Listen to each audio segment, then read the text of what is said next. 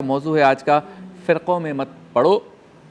Segment کا نام ہے کلام عشق۔ اللہ رب العزت جل جلالہ نے سورہ آل عمران کی آیت نمبر 103 میں ارشاد فرمایا وَاعْتَصِمُوا بِحَبْلِ اللَّهِ جَمِيعًا، اور اللہ تبارک و تعالیٰ کی رسی کو مضبوطی سے تھام لو، وَلَا تَفَرَّقُوا، آپس میں فرقہ واریت مت کرو، وَاذْكُرُوا نِعْمَةَ اللَّهِ عَلَيْكُمْ إِذْ كُنْتُمْ أَعْدَاءً فَأَلَّفَ بَيْنَ قُلُوبِكُمْ، اس اللہ کی نعمت کو یاد کرو کہ جب تم اعداءً آپس میں دشمن تھے، فَأَلَّفَ بَيْنَ قُلُوبِكُمْ، اللہ تعالیٰ نے تمہارے دلوں کو آپس میں جوڑ دیا، آپس میں ملا دیا۔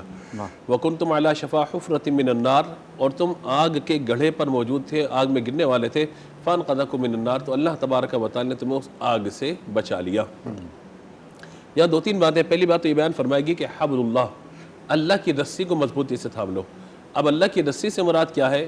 امام مسلم نے حدیث نقل فرماتے ہیں کہ اللہ کی رسی سے مراد یعنی حبل اللہ، یہ اللہ تبارک و تعالیٰ کی طرف سے قرآن پاک کا تحفہ ہے کہ جو اللہ تعالیٰ نے امت کو عطا فرمایا کہ جب تک وہ قرآن سے جڑے رہیں گے کسی بھی قسم کے فرقے میں مبتلا نہیں ہوں گے، فرقہ واریت میں مبتلا نہیں ہوں گے۔ دوسرا بیان فرمایا کہ حبل اللہ سے مراد وہ جماعت ہے جو صحابہ کرام علیہم رضوان کی جماعت ہے، کیونکہ حضور سے براہ راست وہ اکتساب فیض کرنے والے ہیں، اور حضور سے جنہوں نے تعلیم حاصل کی یقیناً وہ حبل اللہ کی عملی تفسیر ہے، اللہ کی رسی کی عملی تفسیر ہے۔ فرمایا کہ جو صحابہ کے راستے پر ہوگا وہ جماعت کے راستے پر، یعنی اس جماعت کے راستے پر ہے، اور یہ وہ جماعت ہے کہ جو اللہ تبارک و تعالیٰ کی طرف سے انعام یافتہ ہے، جو ان کے راستے پر ہوگا اللہ تبارک و تعالیٰ اسے جنت کے راستے پہ لے جائے گا۔ کیونکہ آیت میں فرمایا گیا نا فَأَنْقَذَكُم مِّنَ النَّارِ، کہ تم جہنم کے گڑھے میں گرنے والے تھے، اللہ تعالیٰ تمہیں وہاں سے بچا لیا۔